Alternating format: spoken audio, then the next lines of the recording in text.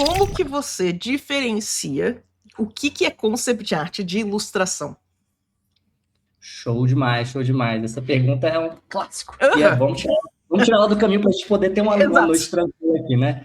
Então, eu penso sempre numa questão que quando a gente vai explicar alguma coisa para um leigo, né, para nossa mãe, para o nosso pai, para alguém que nunca conheceu alguém que trabalha com desenho, é tudo desenho, né? O que essa pessoa Isso. faz? Ele não vai chamar de concept artist, não vai chamar nem de ilustrador, nem de nada assim. Ele vai falar assim, desenhista. Quem Artista. desenha o artista, mas assim, eu acho que o desenhista ainda cola muito, porque ele vai ver você desenhando, às vezes, mais do que pintando, É talvez, né, verdade.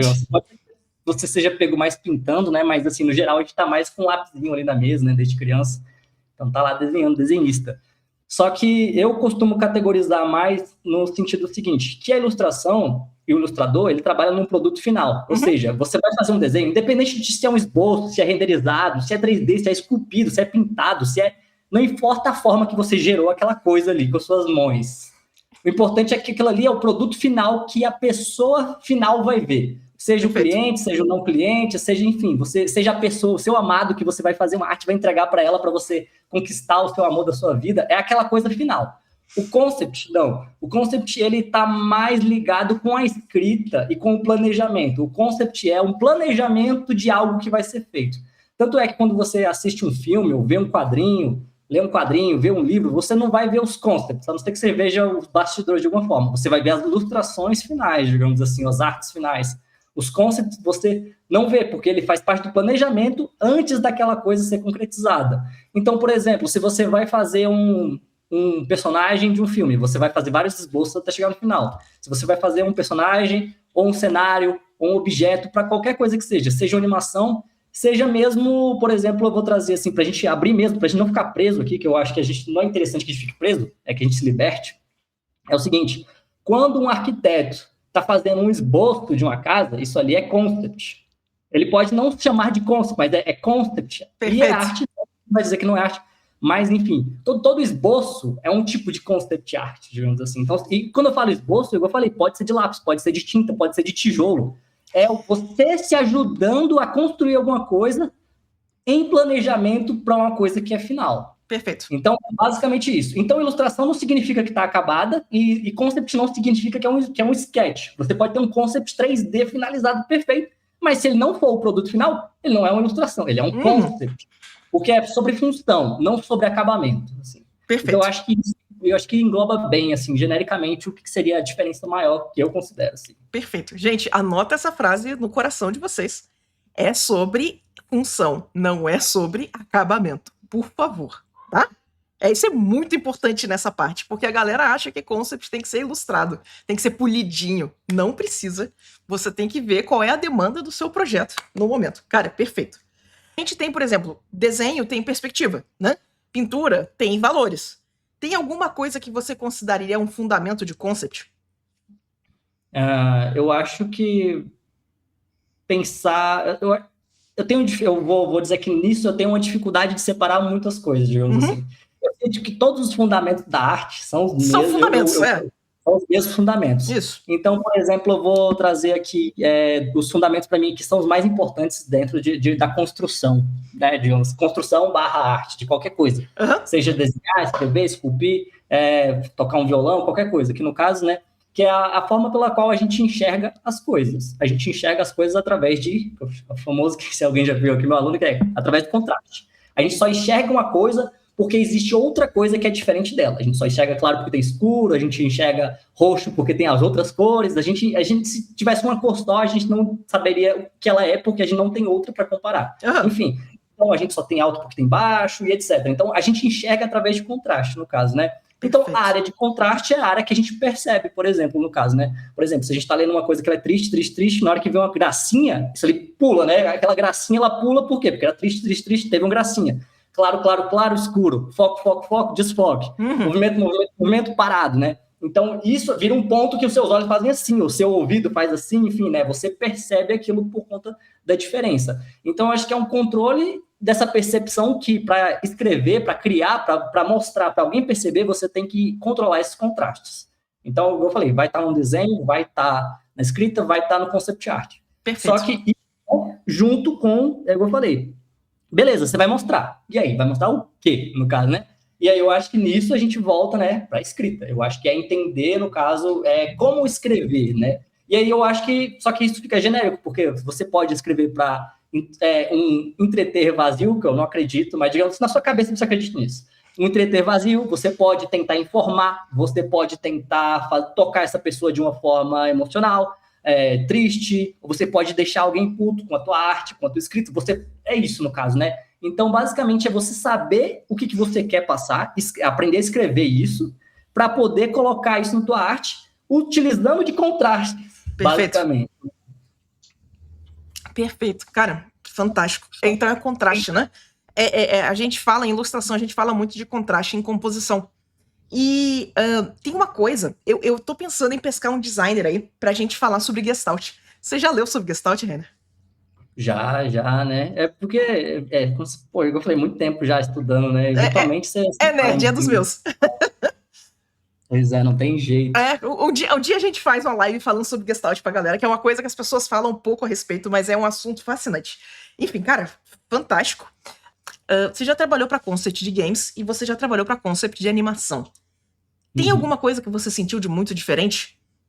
Eu acho que tem um fator principal, com certeza, porque a gente, dentro de animação, a gente não tem o fator gameplay, no caso, né? Uhum. Então, quando a gente tá pensando em jogo, principalmente se a gente for pensar em concept para jogo, a gente tem que pensar que aquele personagem ele vai se mover de uma forma específica e ele vai estar numa distância específica da tela o tempo todo. Por exemplo, se você tá fazendo um jogo que é de plataforma, você não tá fazendo com um personagem aleatório, você vai fazendo um personagem que você sabe a proporção que ele vai aparecer o tempo todo, digamos assim, né? A minha tela aqui tem esse tamanho aqui, o personagem é desse tamanho aqui. Então, as formas dele, a gente vai ter que exagerar de um ponto específico para aquela escala, por exemplo. Agora, um personagem de animação, ele muitas vezes ele vai estar visto aqui, né? Plano americano, digamos assim, né? Que é robusto, assim, né? Então, ele vai ter os grandes, mas, assim, os pequenos, eles vão ter que funcionar de uma forma específica também, por exemplo. E você tem que pensar muito na mecânica. Eu acho que quando a gente está pensando em jogos, principalmente, eu acho que eles têm muitas características que caminham junto, porque dentro dos jogos a gente tem muita história, a gente vê aí cada vez mais, né, prêmios e prêmios de jogos ganhando por conta da narrativa, mas eu acho que os jogos, em geral, ainda tem um olho muito grande na função, que eu acho que é muito legal, e na animação é muito simpatia, digamos assim, né? Você quer olhar para o personagem e você quer sentir uma simpatia por ele. E quando eu falo simpatia, simpatia / empatia. Você quer sentir o que aquele personagem está sentindo, né? Então é muito sobre esse sentimento. É sobre entender o personagem, é sobre você se identificar com o personagem. Eu acho que jogo tem isso, mas acho que na animação tem uma preocupação maior com isso. E no jogo tem uma preocupação maior de como o personagem se move, né? Como que ele se move. Isso, ele vai fazer o quê? E como, né? Digamos assim, a mecânica é mais importante, acho que dentro do jogo, assim, né? Tanto é que eu acho que se você sai de animação direto para jogos, e você cai numa tarefa dessa, pode ser muito difícil, porque se você não está acostumado a construir mecânica, é muito, muito difícil, digamos assim. Então, a parte estética... Agora, a construção estética é muito próxima, digamos assim. Né? Não, perfeito. Então, tipo, perfeito. Funções diferentes, estéticas parecidas, né? Cara, fantástico. Inclusive, insira aqui a piada, porque que videogame tem tanta bunda boa. A gente passa muitas horas olhando para várias bundas, dependendo do tipo de jogo. Então, sim. Mas, cara, fantástico. Eu sempre tive essa dúvida, porque assim, ó, quando eu vejo um concept de um jogo tipo Genshin, ele tem uma linguagem muito própria, mas uma linguagem que não funcionaria no animação. Imagina você animar um personagem de Genshin. Mas volta à função, né? Se você vai animar no 2D, o personagem tem que estar pronto para servir aquela função. Então, cara, fantástico. Eu acho que tem, assim, se eu for abrir uma tangentinha aqui, que é o seguinte, porque a gente tem uma máxima dentro do design de qualquer coisa, como eu falei, seja da arquitetura, seja do design, que é o seguinte, que a forma segue função, no caso, Isso. Né? Ou seja, mesmo na natureza, né? O pássaro tem a forma de pássaro porque ele faz as coisas de pássaro, né? A distância entre as asas, o tipo do bico, o tamanho das patas, tudo não é à toa, digamos. Aquilo não é para ser, né? Ele tem uma função, ele tem um motivo específico de ter aquelas formas. Então, a gente tem muito disso, né? De forma segue função. Só que nós, como seres humanos, nós somos animais que somos, assim, muito fantásticos. Literalmente, a gente criou a fantasia, né? Então, a gente pensa de forma fantástica, tudo que a gente faz, ele é metafórico, né? Dinheiro é metafórico, governo é metafórico, arte, tudo são metáforas para os nossos sentimentos, digamos assim, né? Nós temos funções muito específicas como animais, né? Comer, dormir, reproduzir, Sim. etc. A gente vai lá e cria um universo todo de maluquice, né? Certo?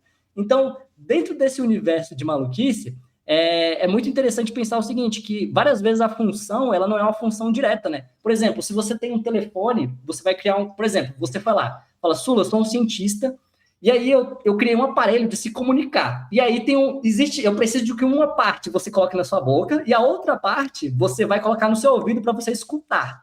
Então, e aí eu vou lá, Sula, faça esse concept para eu tenho a função.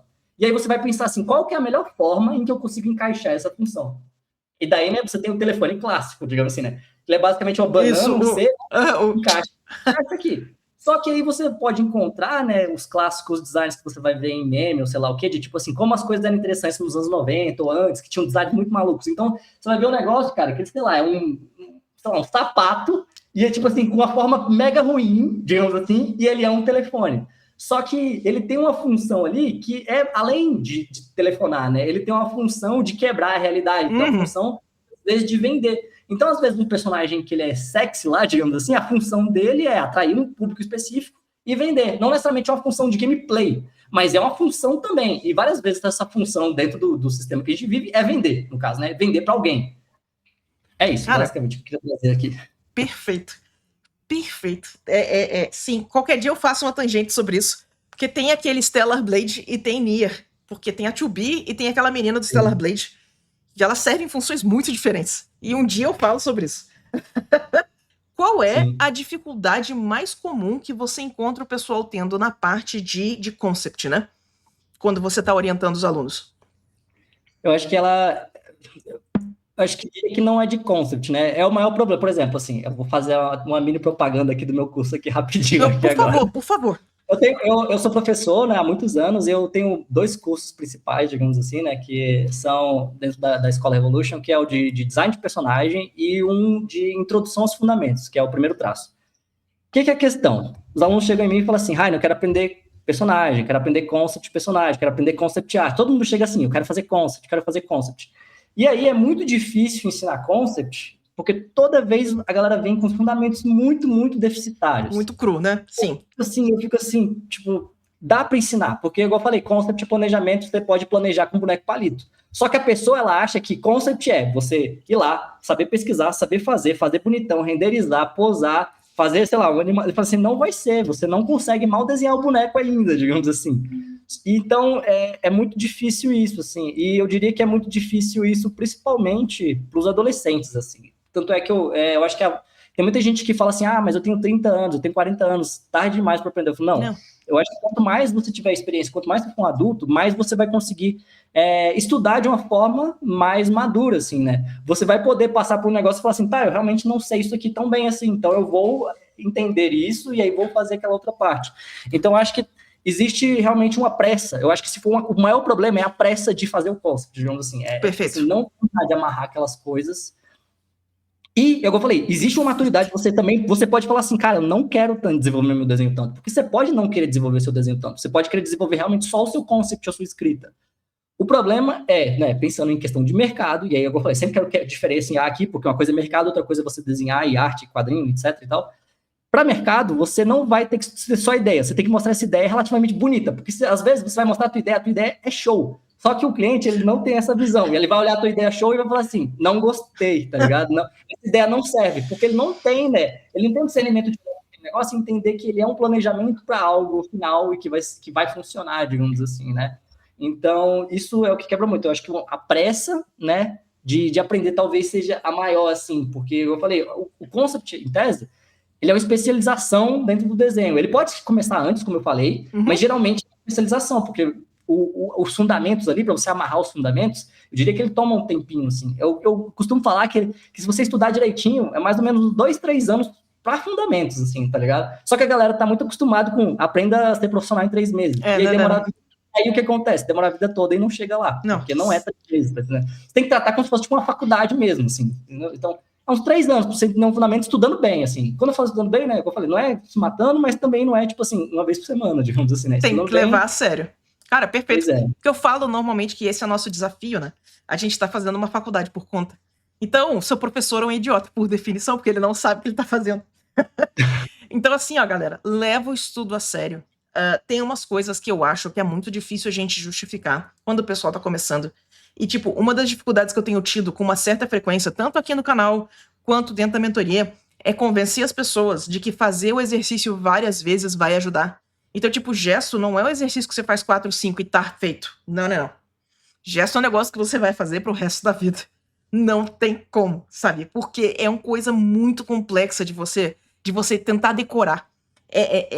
Tem muitas variedades, tem infinitas variedades. Então, essa importância da prática, essa importância de entender a teoria, essa pegar o fundamento sério mesmo, e tipo, caraca, entendi, agora tô sob controle, faz muita diferença. Você assistiu um corte da minha live. Se você curtiu o que você viu, não esquece de dar like, dar subscribe.